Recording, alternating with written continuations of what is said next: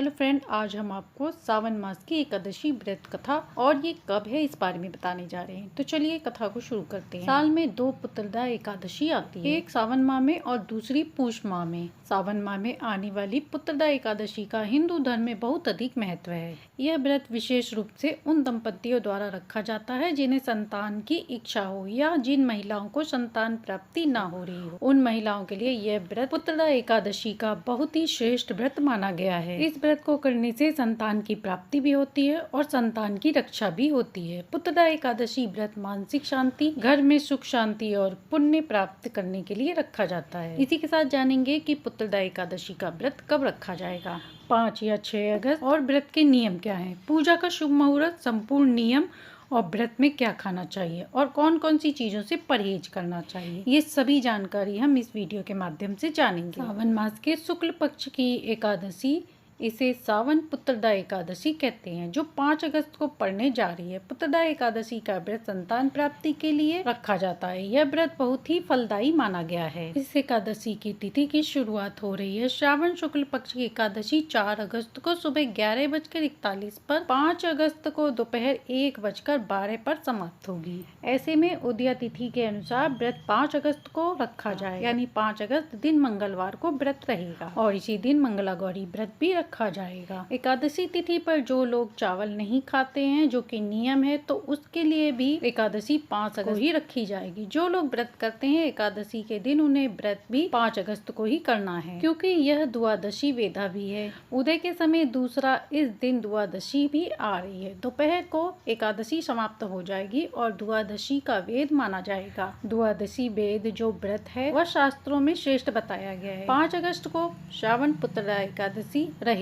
अब बात करते हैं पारण की। तो पारण के लिए 3 चीजें ध्यान में। पहली, सूर्योदय के बाद यह व्रत किया जाता है। दूसरी, द्वादशी तिथि में मूलतः किया जाता है। अब देखिए, पूजा के समय जो उत्तम मुहूर्त है वो 5 तारीख को रहे। सुबह के सूर्योदय के बाद 3 घंटे छोड़ दीजिए, क्योंकि शुरू की जो चौघड़ियां हैं वह शुभ नहीं है। मंगलवार को इसलिए 8:30 बजे के बाद आप पूजन कर सकते हैं। 8:30 बजे से लेकर 1:30 बजे तक कभी भी पूजन किया जा सकता है। पारण का उत्तम मुहूर्त 6 तारीख को है। इसमें आप पारण करें, कल्याणकारी होगा। अधिक से अधिक लोगों के साथ इसे शेयर कीजिए, क्योंकि आजकल संतान के लिए बहुत सारे लोग परेशान हैं, इसलिए उनकी सहायता भी हो जाएगी। एकादशी का पारण शुभ मुहूर्त में करना चाहिए। इससे भगवान विष्णु प्रसन्न होते हैं और मनवांछित आशीर्वाद देते हैं। पुत्रदा एकादशी का व्रत संतान की लंबी उम्र और सुखी जीवन के लिए किया जाता है। जिन स्त्रियों के संतान है वह अपने पुत्र की लंबी उम्र, सुखी जीवन के लिए एकादशी का व्रत करती हैं। आइए अब कथा का श्रवण करते हैं। प्राचीन कथा के अनुसार बहुत समय पहले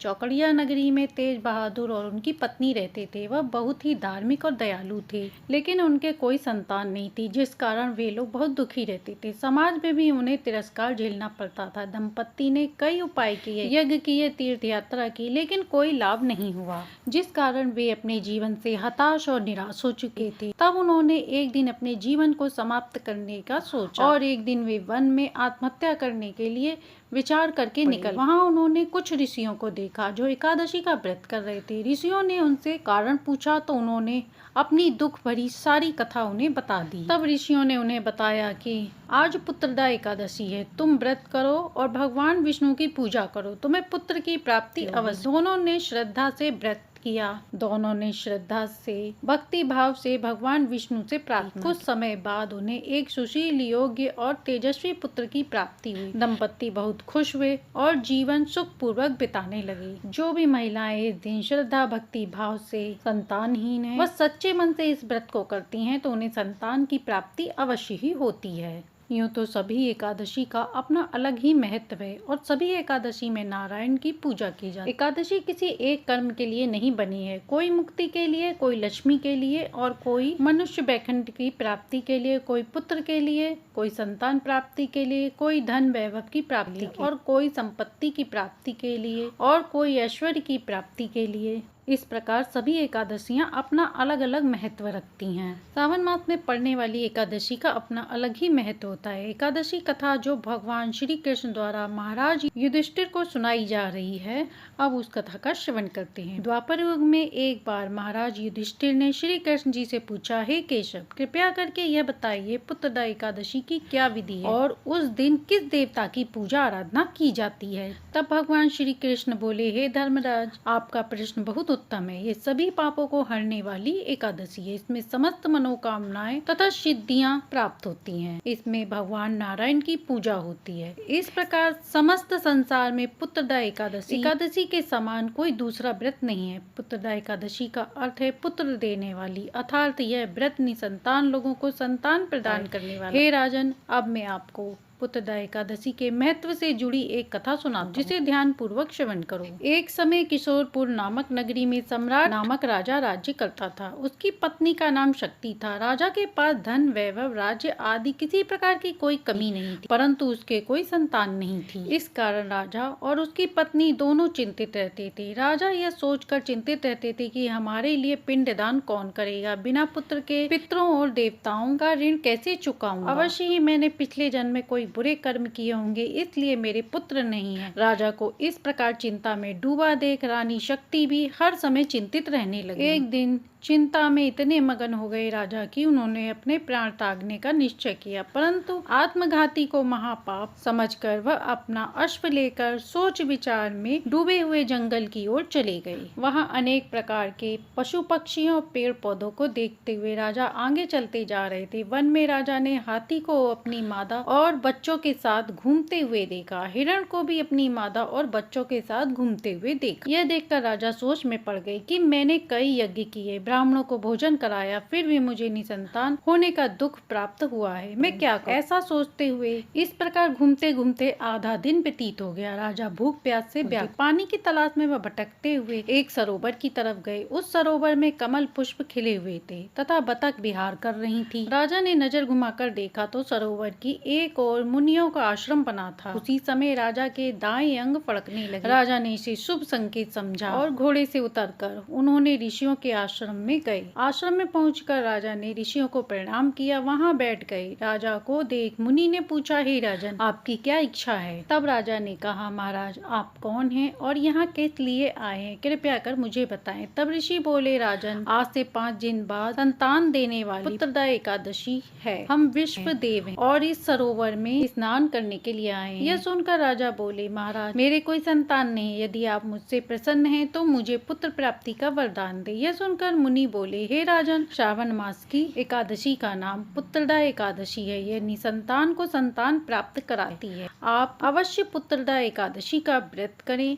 तथा भगवान विष्णु की पूजा आराधना करें। ऐसा करने से उनकी कृपा अवश्य ही प्राप्त होगी और अवश्य ही आपको पुत्र रत्न की प्राप्ति होगी। मुनि के वचन सुनकर राजा को संतोष हुआ और उसने महल में जाकर रानी शक्ति को सारी बात बताई और पुत्रदा एकादशी के दिन राजा और रानी दोनों ने पुत्र प्राप्ति की इच्छा से सारे विधि विधान से एकादशी का व्रत और द्वादशी के दिन पारण किया। कुछ दिनों बाद रानी शक्ति ने गर्भ धारण किया। 9 महीने पश्चात उनके तेजस्वी पुत्र हुआ। वह राजकुमार अत्यंत सुंदर, यशस्वी और प्रजा का पालन करने वाला राजा बना। श्री कृष्ण भगवान बोले, हे कुंती नंदन पुत्र, प्राप्ति के लिए पुत्रदा एकादशी का व्रत सर्वोत्तम है। जो मनुष्य पुत्रदा एकादशी के महत्व को पढ़ता है, सुनता है या सुनाता है, वह सांसारिक सुखों को भोग कर अंत में स्वर्ग को प्राप्त करते हैं। पुत्रदा एकादशी का व्रत करने वाले व्यक्ति को सुबह जल्दी उठकर स्नान आदि से निवृत्त होकर संतान प्राप्ति के लिए पति पत्नी दोनों को इस व्रत को धारण करना चाहिए। इसी के साथ श्री हरि नारायण की पूजा करने के बाद पुत्रदा एकादशी की कथा अवश्य सुननी चाहिए और आरती करनी चाहिए। साथ में विष्णु सहस्त्र नाम का श्रवण करना चाहिए। एकादशी के दिन नारायण रक्षा कवच का भी पाठ करना बहुत ही शुभ माना गया है। विष्णु सहस्त्र का नाम सुनिए और नारायण रक्षा कवच का श्रवण कीजिए। अगले दिन पारण के लिए सूर्योदय से पहले उठना चाहिए और ब्रह्म मुहूर्त में शुभ मुहूर्त के दौरान ही व्रत का पारण करना चाहिए। ऐसा करना बहुत ही शुभ माना गया है। अब जानते हैं इस व्रत में क्या खाना चाहिए, किन चीजों से परहेज करना चाहिए। पुत्रदा एकादशी के दिन महिलाएं व्रत करती हैं और भगवान विष्णु की माता लक्ष्मी की सहित पूजा आराधना करती हैं। तो इस दिन व्रत रखने वाली महिलाओं को सबसे पहले क्या खाना चाहिए और क्या नहीं खाना चाहिए। अगले दिन यानी द्वादशी तिथि पर पारण के समय महिलाएं सात्विक भोजन, पवित्र और हल्का भोजन का उपयोग कर सकती हैं। साथ ही फल भी ग्रहण कर सकती हैं, जैसे केला, सेब, साबूदाना, मूंगफली, सिंघाड़े का आटा, राजगिरी का आटा, रामदाना या कुट्टी के आटे की रोटी। मीठा शुद्ध प्रसाद जैसे गुड़, दूध से बनी मिठाई व्रत के दौरान खा सकते हैं। और यदि निर्जल व्रत नहीं है तो व्रत के दौरान फलाहार करके व्रत का पारण किया जा सकता है। किसी के साथ कुछ ऐसी चीजें भी हैं जिनका हमें एकादशी व्रत में परहेज करना चाहिए। और इस दिन हमें भूल से भी ऐसी कौन सी चीज नहीं खानी है जिससे हमारा व्रत भंग ना हो और व्रत टूटे ना, जैसे अनाज, गेहूँ, चावल, दालें, नमक, साधारण नमक की जगह सेंधा नमक चलेगा। यदि फलाहार कर रहे हैं तो तली भुनी चीजें, ज्यादा मसालेदार भोजन, लहसुन, प्याज, मांस, मछली, अंडा, शराब पूरी तरह से वर्जित है। चावल तो एकदम ही नहीं खाना चाहिए, यह एकादशी व्रत में निषेध होता है। इसलिए इन चीजों से परहेज करना चाहिए और इन चीजों से दूर रहना चाहिए, तभी आपका एकादशी व्रत पूजा संपूर्ण माना जाएगा। पुत्रदा एकादशी व्रत बहुत ही पवित्र माना जाता है, इसलिए शुद्धता और संयम का विशेष ध्यान रखें। मन, वाणी और शरीर से पवित्र रहें। भगवान विष्णु का ध्यान करें, व्रत कथा का अवश्य सेवन करें। इसी के साथ एकादशी के दिन तुलसी माता की पूजा आराधना भी विशेष रूप से करनी चाहिए। दूर से उनमें दीपदान करना चाहिए, जिससे विष्णु भगवान प्रसन्न होते हैं। और विष्णु भगवान की पूजा में तुलसी दल अर्पण जरूर करना चाहिए। एकादशी के दिन तुलसी दल तोड़ना नहीं चाहिए, इसीलिए एक दिन पहले ही तुलसी दल तोड़ के रख लें। इसी के साथ विधि विधान से पूजा करने से संपूर्ण फलों की प्राप्ति होती है। तो ये थी एकादशी व्रत की पूजा विधि व कथा। इस प्रकार शास्त्रीय विधि अनुसार बताए गए विधि विधान से एकादशी का व्रत करने से समस्त मनोकामनाएं पूर्ण होती है। आशा है कि आपको ये कथा कहानी अच्छी लगी होगी। अच्छी लगी हो तो लाइक, शेयर, सब्सक्राइब करें।